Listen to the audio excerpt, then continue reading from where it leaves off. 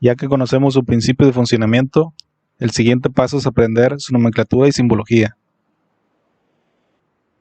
El símbolo más común con el que identificamos un relevador es el siguiente. Es el conformado por el símbolo de una bobina y el símbolo de un interruptor. Con estos dos símbolos juntos podemos rápidamente asociar que se trata de un relevador. Sin embargo, te comentaré que este no es el símbolo más utilizado, sino el siguiente. En este podemos observar que el símbolo del interruptor se mantiene, pero la bobina ha sido reemplazada por un rectángulo con una diagonal en medio. ¿Por qué es más utilizado este último símbolo más que el otro? Bueno, pues la respuesta es muy sencilla y lo vamos a ver un poquito más a fondo en la siguiente diapositiva. Pero la razón es que el uso de este símbolo en los diagramas no es muy práctico, ya que muchas veces los contactos asociados a un relevador, si es que este contiene más de uno, pueden usarse para otros circuitos que estén en otras páginas de los diagramas. Así que típicamente los contactos de los relevadores se separan de la bobina y se plasman en las siguientes hojas donde esté el circuito asociado. Por lo cual, si utilizáramos el primer símbolo y le quitáramos el símbolo del interruptor, solamente nos quedaría el símbolo de la bobina, lo cual causaría confusión con una bobina cualquiera. Esto te lo voy a explicar un poquito más a fondo en la siguiente diapositiva, pero antes quiero hablarte sobre la configuración de los contactos. Tal vez ya hayas visto esta nomenclatura que te voy a mostrar a continuación, las cuales no se refieren más sino a la cantidad de contactos que posee un relevador y su configuración. Si ya las has visto antes, esto es lo que significa cada una de ellas. La primera, SPST, significa Single Pole, Single Throw, el cual significa un solo polo, un solo tiro en español. ¿Qué es un polo y qué es un tiro? El polo es la parte común del contacto y el tiro es la posición a donde éste cierra. Como observamos en la imagen, el polo es el A y el tiro es el B. La siguiente configuración, SPDT, significa Single Pole, Double Throw, el cual se traduce al español como un solo polo y doble tiro. Es decir, como observamos en el dibujo, el polo está identificado con la C y los tiros, que son las posiciones a los que puede cerrar, están marcadas como A y B. Es decir, que aquí tenemos un contacto normalmente abierto y cerrado típico. Continuamos con el DPST, que quiere decir Double Pole, Single Throw, el cual se traduce a doble polo, un solo tiro, el cual no es más que lo mismo que el Single Pole, Single Throw, pero con otro contacto. Así lo mismo podemos aplicar con el DPDT, que es Double Pole, Double Throw, el cual se traduce como doble polo, doble tiro,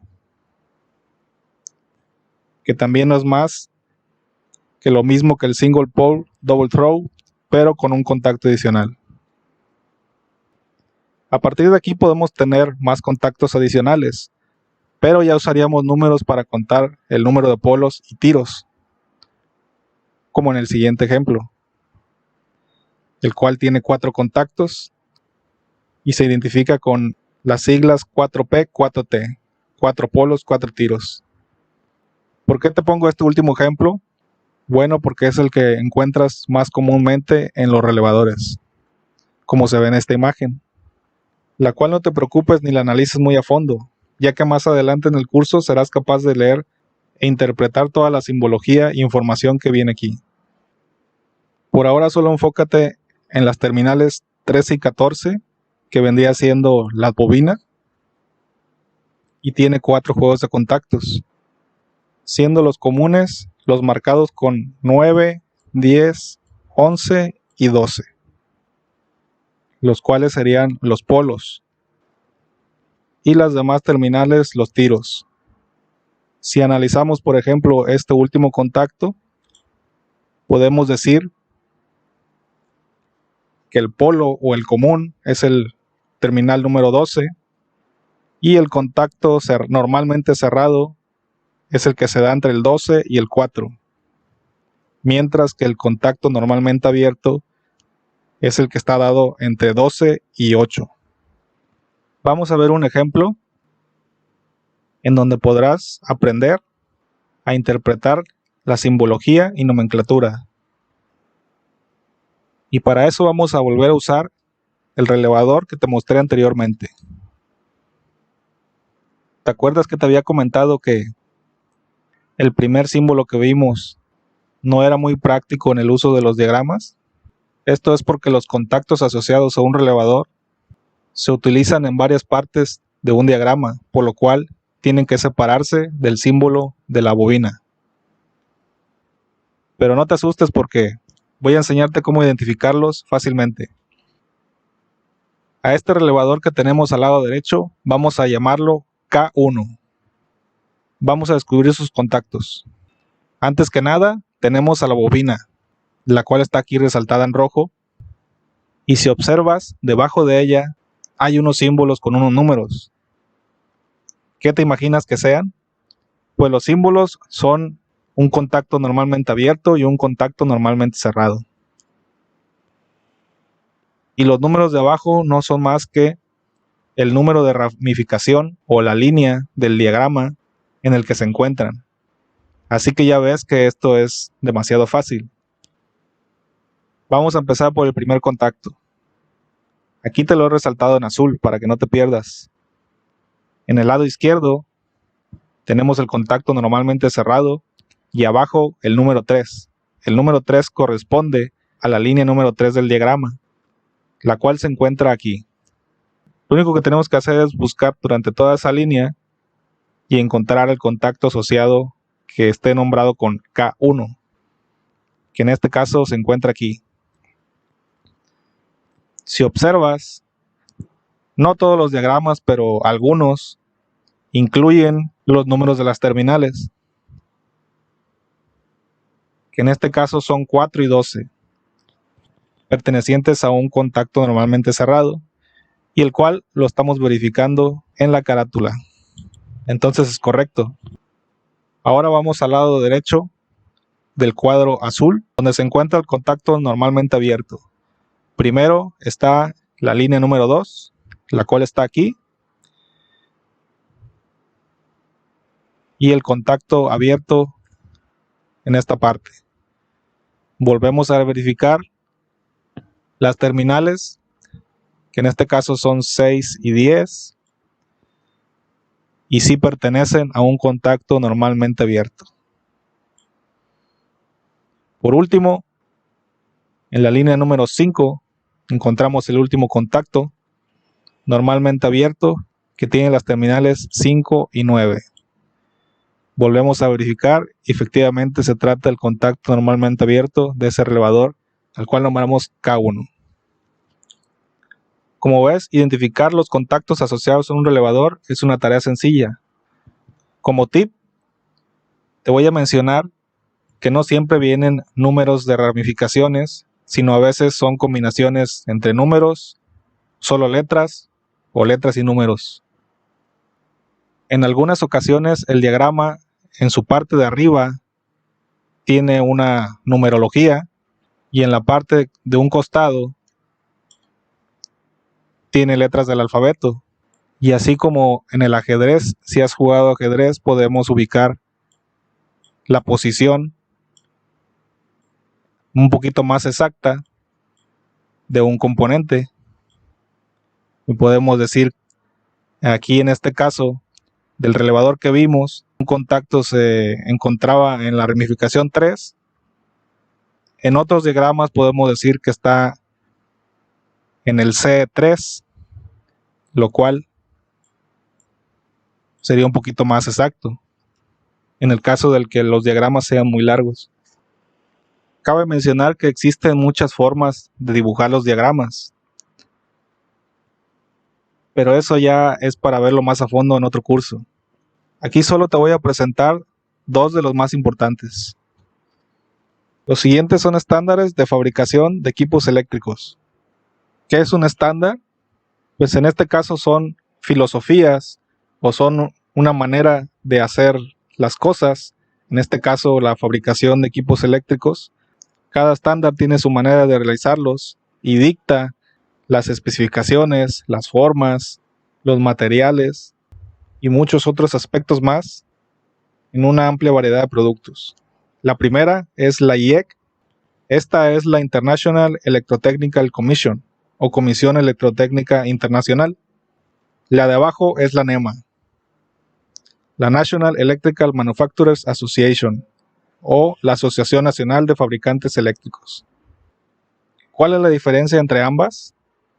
¿Qué filosofía trae cada una? Pues la primera es que la IEC es una comisión internacional, aunque es un poquito más europea, y la NEMA es más americana, es decir, más usada en Estados Unidos. En cuanto a simbología y nomenclatura, no son muy diferentes. A continuación te voy a presentar más símbolos relacionados a los relevadores. Si te fijas, la IEC tiene el símbolo común, el cual vimos en el ejemplo anterior, que es un rectángulo, y en sus extremos los tiene identificado como A1 y A2, que es la bobina. Pero también puede ser representada con un círculo, y también se le puede dar la nomenclatura de R. Te voy a decir que la nomenclatura K es la más utilizada en los diagramas eléctricos. Después puedes encontrar el R, más que nada para identificar los relevadores principales o los más importantes del diagrama, mientras que los menos importantes o los secundarios los identificas con la R. Asimismo, puedes utilizar la nomenclatura AUX, que es de auxiliar, cuando son relevadores que cumplen una cierta función, pero no son los principales. También vemos que la IEC te da un poquito más de simbología para una cierta bobina en específico. Tiene un símbolo para una bobina polarizada, otra para una bobina de corriente alterna, una bobina normal de corriente alterna, una bobina con indicador, es decir, que nos muestra cuando está activada o desactivada, o energizada o desenergizada, con un marcador mecánico que se mueve junto con los contactos, o mediante un indicador LED, como lo vemos en este. Mientras que la NEMA utiliza el símbolo del círculo y mayormente utiliza las mismas nomenclaturas que la IEC, es decir, K1, R1, AUX. En cuanto a los contactos, pues es el símbolo, uno de los símbolos más simples. Un contacto simple y un contacto de contactos de contactores, los cuales veremos más adelante. Mientras que la NEMA también utiliza el símbolo del contactor de un interruptor, pero tiene estos símbolos que parecieran capacitores, pero en el caso de abajo es un contacto normalmente abierto, en el de arriba es un contacto normalmente cerrado. Y estos son utilizados un poquito más en los diagramas que se denominan como escalera. Con esto que te estoy mostrando ahorita, me dirás que realmente no hay mucha diferencia. Pero en cuanto a su filosofía en construcción de estos relevadores, sí está un poquito más marcada.